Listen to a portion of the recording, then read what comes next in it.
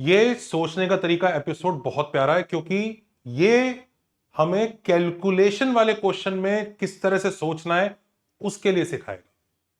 Question आपके सामने है कि उसने एक क्यूबिक फंक्शन दिया हुआ है और क्यूबिक भी कुछ सिंपल सा नहीं दिया हुआ है।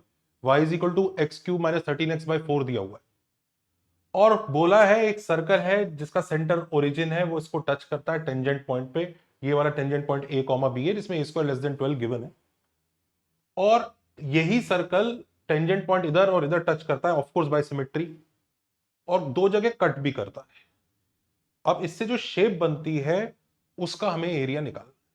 तो ये है पूरा का पूरा हमारे सामने क्वेश्चन। अब ये क्वेश्चन वैसे कोई नया फंडा या कुछ नहीं सिखा रहा, लेकिन एग्जाम में कई बार जेई कैलकुलेशन वाले क्वेश्चन बहुत देता है और कई बार क्या होता है पेपर में हमें कई क्वेश्चन ऐसे दिखते हैं कि भाई ये तो मैं कर लूंगा, बस इसमें थोड़ी सी कैलकुलेशन ज्यादा है। तो इसलिए हम कैलकुलेशंस को किस तरह से डील करें, किस तरह से हम क्या टेक्निक यूज कर सकते हैं जिसकी वजह से हमारी कैलकुलेशन थोड़ी सी फास्ट हो सकती है और जल्दी आंसर आ सकता है, उसको देखेंगे। ये एक लेंदी क्वेश्चन है जिसको हम थोड़ा सा जल्दी करने की कोशिश करेंगे। मैं कोई भी इसमें ट्रिक नहीं लगाऊंगा, ऐसी ट्रिक नहीं कि देखो क्यूबिक की ये प्रॉपर्टी हमें याद रखनी है, ऐसा कुछ नहीं। तो सोचिए ये क्वेश्चन जैसे हमारे सामने एग्जाम में आया, how should we start this question. Definitely हमें जिस पॉइंट पर ये टेंजेंट उस पॉइंट को कुछ अज्यूम करना चाहिए, जो ए कॉमा बी है, इस पॉइंट्स का रूल है भी। तो हमें स्टार्ट करना चाहिए इस कर्व के ऊपर एक पॉइंट लेने से। अब कर्व के ऊपर हम पॉइंट ऐसे भी ले सकते हैं, एक्स को टी ले लीजिए, वाई हो जाएगा t³ माइनस 13t/4। अब ये ना बाय 4 इसको हमेशा हमेशा परेशान करता है। मतलब कैलकुलेशन जब भी करेंगे हम लोग सॉल्व करेंगे सर्कल से या टेंजेंट के लिए हम लोग डिफरेंशिएट वगैरह करेंगे, बाय 4 दुखी करेगा। तो rather than going by this parametric form, मैं एक काम करता हूं, x को 4t अज्यूम करता हूं ताकि ये वाला 4 कैंसिल हो जाए। तो instead of taking this as t comma this, I will take any point on this curve is 4t comma, अब x को 4t डालोगे तो 64t³ और नीचे 4 है तो 16t³ माइनस 13t। तो ये थोड़ा सा देखने में सिंपल लग रहा है। तो ये हम लोगों ने पहला काम किया कि पैरामेट्रिक फॉर्म थोड़ी सी अच्छी ली। अब फिर हम सोचते हैं कि भाई अब अगर ये सर्कल इसको टच कर रहा है तो क्या चीज हम लोग इंश्योर कर सकते हैं। अच्छा एक चीज और भी समझिए, क्या ये शेप स्क्वायर होगा। कई लोगों को ये गलत फहमी भी हो जाती है कि शायद ये शेप स्क्वायर है। ऐसा हम नहीं कह सकते ये शेप स्क्वायर होगा। हाँ कुछ चीजें जरूर कह सकते हैं सिमेट्री वाइज कि भाई सर्कल में ये और ये डायमेट्रिकली अपोजिट पॉइंट होंगे, ये और ये डायमेट्रिकली अपोजिट पॉइंट होंगे। तो दो डायमीटर्स को अगर हम ज्वाइन कर देते हैं तो एक्चुअली ना दो डायमीटर्स के एंड पॉइंट्स को अगर हम ज्वाइन कर देते हैं तो जो शेप आती है रेक्टेंगल है। This is actually a rectangle. हमें रेक्टेंगल का एरिया निकालना है और रेक्टेंगल का एरिया भी बड़े आराम से निकाला जा सकता है अगर उसके वर्टाइसेस पता है। मतलब ऐसे सोचिए कि अगर हमें ये a कॉमा बी पता है तो ये minus a comma minus b होगा, और लेट से अगर ये p कॉमा क्यू पता है तो ये माइनस p माइनस क्यू होगा। और उस सिनेरियो में अगर हम रेक्टेंगल का एरिया निकालना चाहें तो हमें बस ये जो ट्राइंगल है इस ट्राइंगल का एरिया निकाल के उसको 4 टाइम्स कर देना चाहिए। तो पूरा relation a b p q की फॉर्म में ही आएगा। कोई सा भी ट्राइंगल ले लीजिए सेंटर से बन रहा है, चाहे आप इधर वाला बना लीजिए, इस एरिया को आप 4 टाइम्स कर देंगे तो भी आपका काम चल जाएगा। तो एरिया का आंसर कितना होना चाह रहा है, area will be half x1 y2 minus x2 y1 mod of x1 y2 p b minus a q answer आना चाहिए। तो पूरा खेल ये है कैसे भी p कॉमा क्यू और ये a कॉमा बी मिल जाए तो काम चल जाए। पूरा कहानी इसी पे ही घूम रहा है कि अगर p कॉमा बी और a कॉमा बी हमें मिल जाएगा तो हम मल्टीप्लाई करके आंसर निकाल लेंगे। अब हमें a और b निकालना है, यानी किस पॉइंट पे ये टच कर रहा है, और p कॉमा क्यू निकालना है यानी किस पॉइंट पर ये कट कर रहा है। ये पूरा खेल है। तो अब जिस पॉइंट पे ये टच कर रहा है उधर क्या प्रॉपर्टी होगी, उधर प्रॉपर्टी ये होगी भाई टेंजेंट दोनों का सेम होगा। अब टेंजेंट जो दोनों का सेम होगा उसके लिए सर्कल का भी टेंजेंट और इसका दोनों का टेंजेंट निकालना पड़ेगा सेम करने के लिए। बल्कि एक्चुअली अगर टेंजेंट सेम है तो दोनों की नॉर्मल भी सेम है, तो हम पता है क्या कर सकते हैं, इसकी नॉर्मल सर्कल की नॉर्मल है, यानी ये नॉर्मल सर्कल के सेंटर से पास करेगी। तो हम यहां पर अगर इस कर्व की नॉर्मल को ओरिजिन से पास करा दें तो हमारा काम चल जाना चाहिए। तो let's start, let's try doing that. तो सबसे पहले हम नॉर्मल की इक्वेशन लिखते हैं at this point, let's assume करते हैं यही a कॉमा b है, तो नॉर्मल की इक्वेशन क्या होगी, y minus 16t³ minus 13t, normal का स्लोप होता है माइनस dx/dy, तो -4/48t² minus 13t x minus 4t। Now as per question this normal has to pass through origin, तो हम 0,0 भी डालेंगे। तो जब हम 0,0 डालेंगे तो ये -16t³ minus 13t into 48t² minus 13t is equal to 16t आ जाएगा।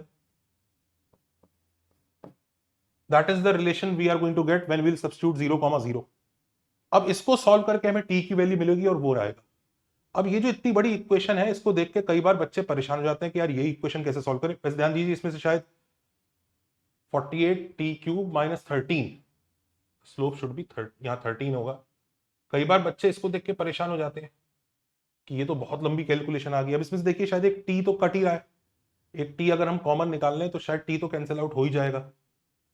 तो t एक कॉमन निकल के कैंसिल हुआ तो minus of 16t² minus 13, 48t² minus 13 is equal to 16। यहां तक हम पहुंच चुके हैं। तो अब आई थिंक हमें 16t² को कुछ अज्यूम कर लेना चाहिए। Let's take 16t², let's take 16t² as नया p, तो minus of p minus 13 into 3p minus 13 is equal to 16। तो 16 इधर आके माइनस 16 होगा, तो this plus 16 is equal to 0। p कुछ नहीं है, p जो है 16t² है। तो देखिए इतनी बड़ी कैलकुलेशन जो दिख रही थी सिंप्लीफाई होते होते छोटी हो गई है। तो अब इसको सॉल्व करते हैं, ये बन जाएगा 3p² minus 39 minus 13 is 52p plus 185 is equal to 0। अब 3 इंटू 185 को ब्रेक करना है, 15 और इसके फैक्टर क्या आ रहे हैं, 5 इंटू 37, हाँ हो गया। So this is 3p² minus 15p minus 37p plus 185 is equal to 0। This is where we will reach. अब इससे p का आंसर मिल जाएगा हमें तुरंत। क्या आंसर आ रहा है, 3p माइनस, तो p के आंसर दो आ रहे हैं, एक तो p इक्वल टू 5 और एक p इक्वल टू 37/3। नाउ ध्यान दीजिए p कुछ नहीं है, 16t² है जो इसका स्क्वायर है। उसने ऑलरेडी बताया कि a² 12 से छोटा है, यानी p जो है 12 से छोटा होना चाहिए, यानी ये तो रिजेक्ट हो गया, तो p की वैल्यू 5 है। तो मुबारक को हमें p की वैल्यू बहुत अच्छी मिल गई विच इज 5, यानी 16t² 5 है।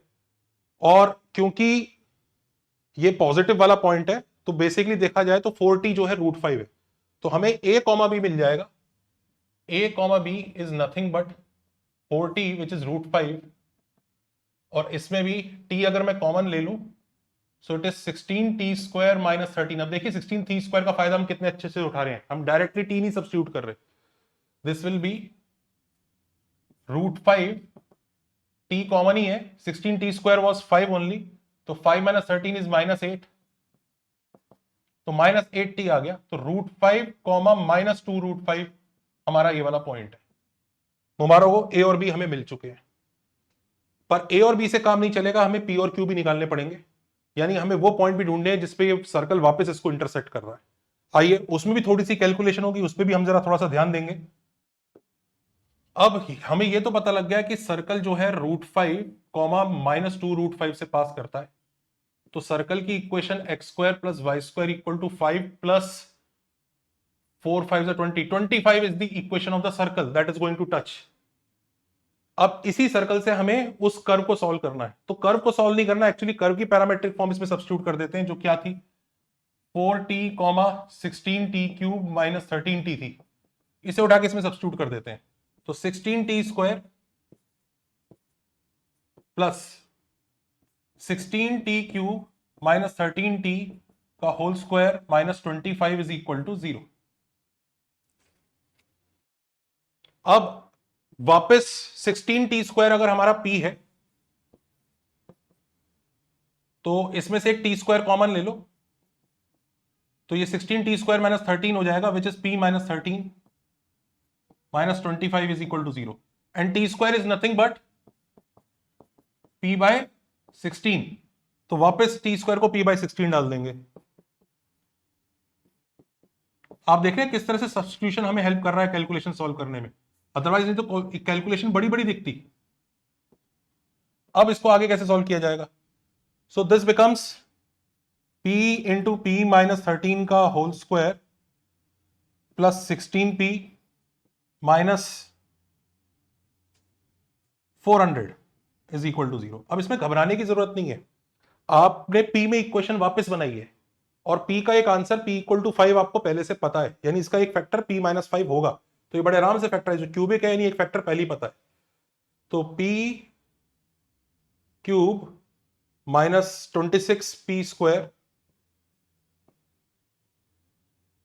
Plus 169 plus 16 plus 185p minus 400 is equal to 0। इसका एक फैक्टर p माइनस 5 हमें पहले से ही पता है, क्योंकि उसी से तो स्टार्ट किया था भाई। 16t² एक 5 आया था, उसी से सर्कल की इक्वेशन भी रहती है। अब सर्कल वहां तो कट करेगा ही जहां पर वो उसको टच कर रहा है, तो वो पॉइंट तो मिलना ही है। तो p इक्वल टू 5 तो आएगा ही आएगा, तो p² माइनस 5p² तो माइनस 21p प्लस 105 प्लस 80। ये लीजिए काफी अच्छी कैलकुलेशन आ गई, p इक्वल टू 5 और 16। तो ये जो नया पॉइंट है वो p इक्वल टू 16 है, यानी 16t² इक्वल टू 16 है, यानी t इक्वल टू 1 है।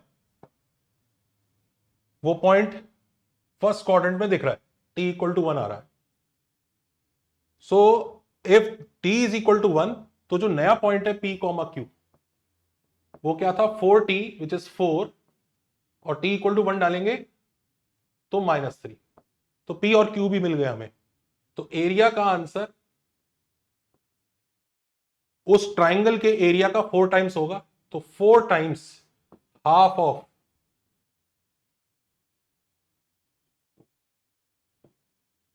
ये जो एरिया है, this is the area of the triangle, ये ट्राइंगल का एरिया, इसी को 4, तो pb माइनस aq,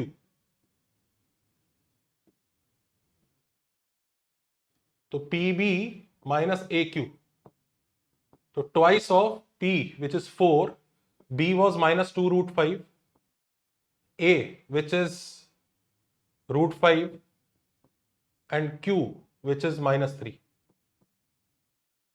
तो 8 plus 3, now this is pb, p is 4, actually this is +3, t is equal to 1, तो +3 होगा, तो यहां भी प्लस आएगा। So answer is 22√5। तो देखिए कैलकुलेशन बड़ी थी इस क्वेश्चन में, आंसर आ गया हमारा 22√5, पर हम कैलकुलेशन से ना घबराए नहीं। आपने जितने लोगों ने भी मेंस या एडवांस के पेपर सॉल्व किए होंगे, उन्होंने इस तरह के क्वेश्चन बहुत देखे होंगे कि वो डेटा ना जानबूझकर अच्छा नहीं दे रहा है, वो चाहता था इस कर्व की इक्वेशन बहुत सिंपल सी भी दे सकता था, और सिंपल सी इक्वेशन देता है, इतनी कैलकुलेशन नहीं आती। पर हमने पता है किस चीज से पीटा इसको, हमने सबसे पहले पैरामेट्रिक फॉर्म अच्छी ली, और दूसरा सिंपल सब्स्टिट्यूशन से पीटा कि ये चीज बार बार रिपीट हो रही है, तो इसी को अज्यूम कर लिया, पी का आंसर निकाल लिया। और हमारी अलर्टनेस ध्यान रखी कि हमने ठीक है p इक्वल टू 5 से क्या किया, ये पॉइंट निकाला, उससे सर्कल की इक्वेशन भी मिली। सर्कल की इक्वेशन निकालने के बाद हमने वापस सब्स्टिट्यूट किया, तो ये नहीं कि अब हम इसे 6 डिग्री देख के घबरा जाए। भाई कई लोग यहाँ पे 6 डिग्री देख के घबरा गए होंगे, हमें फिर याद रहा है कि भाई 16t² को वापस p सब्स्टिट्यूट करते हैं और p इक्वल टू 5 आंसर निकलेगा, क्योंकि वो सर्कल उसे उस जगह तो टच इंटरसेक्ट करेगा ही जहां वो टच कर रहा है। तो ये अलर्टनेस से कई बार जो क्वेश्चन सीमिंगली लेंदी होते हैं ना, वो भी सॉल्व हो जाते हैं। आपको यही अलर्टनेस दिखानी है जेई के पेपर में, ज्यादा कैलकुलेशन देख के कभी घबराना नहीं है, और यही आज का सबक है सोचने का तरीका के एपिसोड का। Take care, bye bye.